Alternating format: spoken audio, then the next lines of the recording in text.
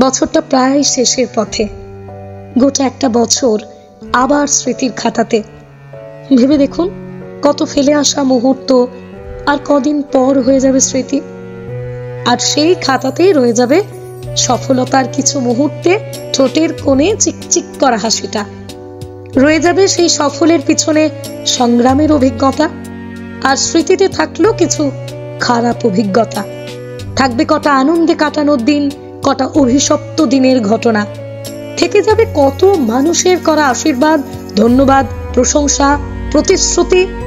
সঙ্গে নিরাশার স্মৃতি, কারোর অভিশাপ, কারোর হিংসা লোভের তোপে পড়ার খারাপ অভিজ্ঞতা। থাকবে খারাপের শেষে আবার উঠে দাঁড়ানোর অনুপ্রেরণার পুরনো কিছু ঘটনা। কারোর ক্ষেত্রে আবার রয়ে গেল প্রিয়জনের প্রয়োজন মিটিয়ে চলে যাওয়ার সময় মুখোশ খোলার ছবি। স্মৃতিতে থাকলো কত প্রিয়জনের দেওয়া কষ্ট, কত কত সুন্দর সম্পর্ক ভেঙে যাওয়ার কষ্ট, এক রাশ অভিমান, পাওয়া না পাওয়ার হিসেব নিকেশ।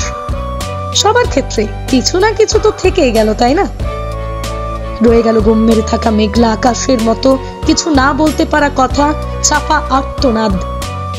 সব মিলিয়ে ওই একটা গ্রীষ্ম, একটা বর্ষা, একটা শরৎ, একটা হেমন্ত, একটা বসন্ত, একটা শীতের পরশ গায়ে মেখে বছরটা প্রায় কেটে গেল। কি অদ্ভুত, তাই না? হয়তো দেখা গেল আমাদের মধ্যে কোনো একটা মানুষ গোটা বছরটাই বেশ কয়েকবার ভেবেছিল আর পারছি না, এটাই বোধহয় শেষ। কিন্তু প্রতিদিন মরতে মরতে সেই মানুষটাও অবশেষে এই বছরটা কাটিয়ে আবার একটা নতুন বছরে। এভাবেই সময় কাটে, দিন বয়ে চলে, ঠিক মিলে যায় গানের লাইন।